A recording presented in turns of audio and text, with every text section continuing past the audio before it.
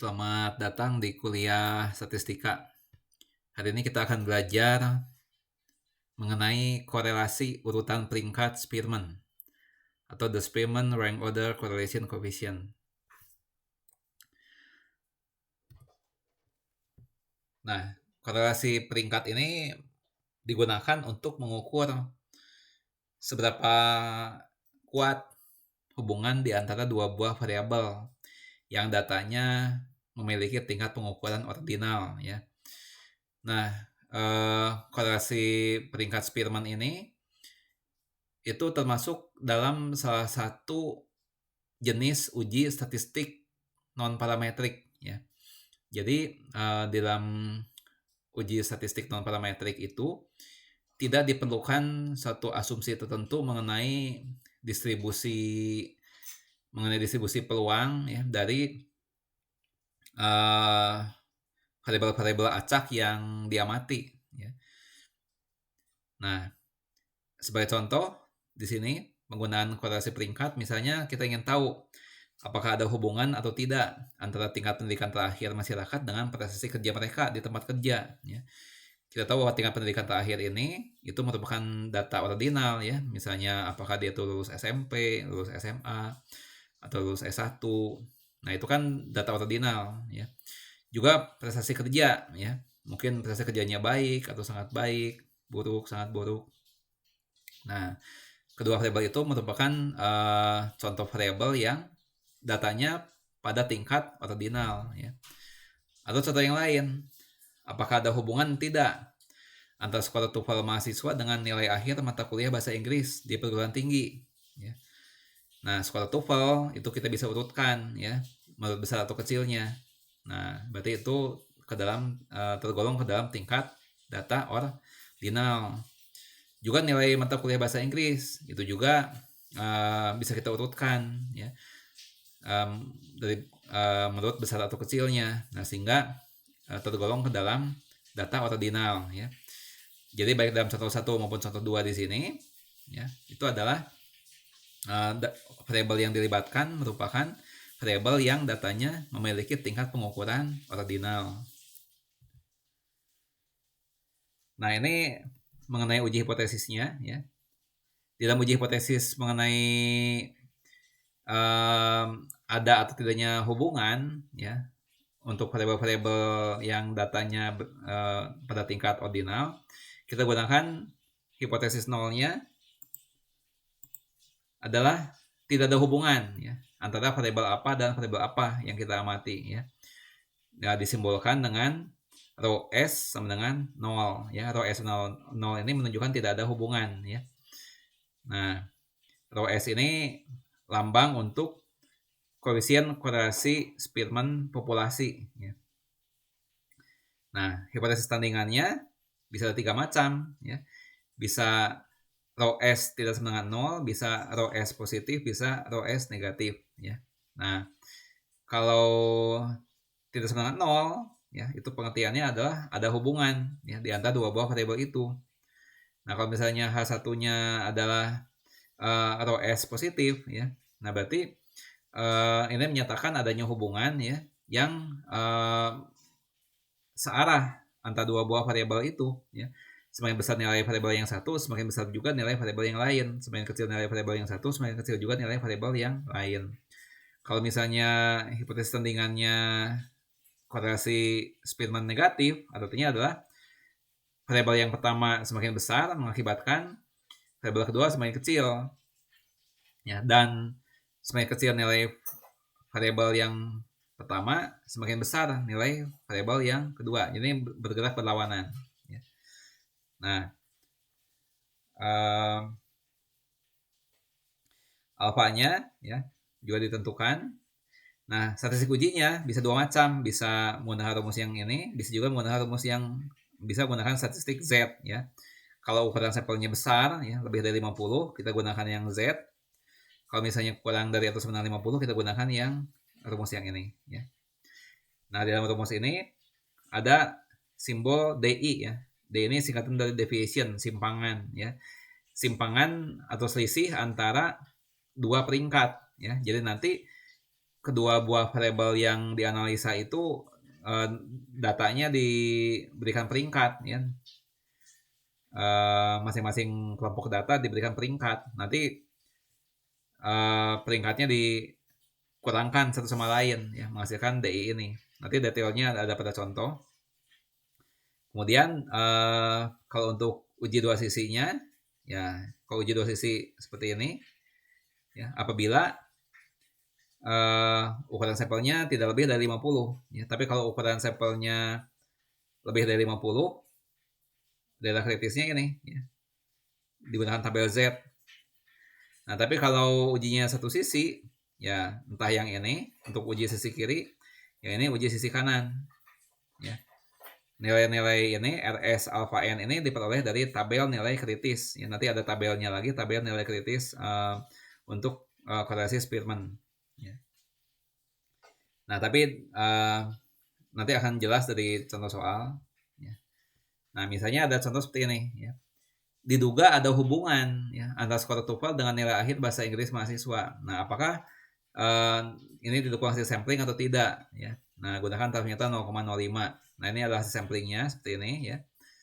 Nah, hasil sampling 12 orang mahasiswa ya. Nah, hasilnya seperti ini. Nah, kita terapkan langkah-langkah tadi ya. Hipotesis nolnya selalu tidak ada hubungan ya.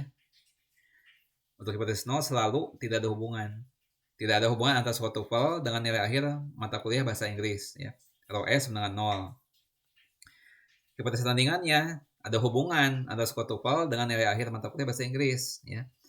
Nilai ROS-nya tidak sama dengan 0. Nah, tadi alfanya ditentukan 0,05 ya. Kemudian statistik ujinya ini ya, karena ukuran sampelnya tidak lebih dari 50 ya, kita gunakan rumus yang ini. Nah, kemudian dari kritisnya ya. Dari kritisnya ada dua karena ujinya dua sisi. Karena ujinya dua sisi, dari kritisnya ada dua. Yang satu adalah RS kurang dari 0,587 dan satu lagi RS lebih dari 0,587. Nah, dapat dari mana angka-angka ini? Kita lihat dari tabel nilai kritis ya. Dari tabel nilai kritis untuk korelasi Spearman. Tapi jangan lupa sebelumnya dilihat bahwa di sini ujinya dua sisi ya. Ujinya dua sisi sehingga alfanya nanti harus dibagi dua ya. Alfanya dibagi dua menjadi 0,025 ya. Nah, dan sampel yang digunakan tadi sebanyak ada 12 ya. Karena untuk menggunakan tabelnya kritis korelasi Spearman kita perlu ini tergantung dari ukuran sampelnya. Di sini ada 12 sampel. Nah, coba kita lihat bagaimana cara mencari angka ini dari tabel ya, tabel nilai kritis dari koefisien korelasi rank Spearman ya. Tadi kan ujinya dua sisi ya, uji dua sisi alfanya 0,05 ya. Kalau dibagi 2 aja 0,025. Nah, n-nya 12 ya. Nah, ini n-nya 12 ukuran sampel. Diberi hasil 0,587. Dia nilai kritisnya ya, 0,587. Nah, ya. Nah, kemudian dari hasil sampling diperoleh RS-nya 0,827. Ya. Dapat dari mana 0,827 ini? Nah, kita lihat ada perhitungannya di slide berikutnya ya. Di sini diuraikan bagaimana cara mencari 0,827 tadi ya. 0,827 ini dapat dari mana? Nah, ini uraiannya. Di langkah pertama kita berikan peringkat dulu ya untuk masing-masing skor ini. Baik untuk skor TOEFL maupun nilai bahasa Inggris kita berikan peringkat ya. Yang nilai terkecil kita berikan ranking yang paling kecil ya, peringkat paling kecil, dan yang skor terbesar kita berikan peringkat yang paling besar ya. Yang peringkat paling kecil diberikan peringkat 1. Yang di sini yang paling kecil ya itu adalah 450, ini paling kecil. Kita berikan peringkatnya 1 ya. Berikutnya 460. 460 ini peringkatnya 2. Nih ya, peringkatnya 2. Nah, kemudian yang berikutnya adalah 465 ya. 465 ini ada 2 ya. Prinsip yang digunakan di dalam memberikan peringkat ini adalah bahwa tidak boleh ada skor yang sama tapi diberikan peringkat yang berbeda. Jadi tidak boleh misalnya untuk yang 465 yang ini kita berikan peringkat 3, yang 465 ini kita berikan peringkat 4. Nggak boleh seperti itu, karena untuk skor yang sama harus mempunyai peringkat yang sama. Karena itu kita caranya adalah jumlahkan kedua ranking itu, kemudian dibagi 2 ya. Jadi ini harusnya ranking 3, ini harusnya ranking 4. Nah, tapi kemudian kita harus bagi rata ya. Jadi 3 tambah 4 dibagi 2, 3,5. Jadi masing-masing skor ini diberikan peringkat 3,5 ya. Jadi untuk 465 yang ini kita berikan peringkat 3,5. Untuk 465 ini juga kita berikan peringkat 3,5 ya. Nah, bagaimana kalau misalnya ternyata ada 3 yang sama ya. Misalnya skor 465-nya ada 3 ya, ada 3 buah. Ya berarti rankingnya adalah 3 tambah 4 tambah 5 dibagi 2 ya, menghasilkan 4 ya. Seandainya ada 3 yang sama ya. Berarti 3 tambah 4 tambah 5 dibagi 3 ya, menghasilkan 3 tambah 4 tambah 5 dibagi 3 ya, menghasilkan 4 ya, artinya jadi 4 semuanya. Nah, tapi di sini hanya ada 2 kebetulan ya. Jadi 3 tambah 4 dibagi 2 ya, 3,5. Nah, kemudian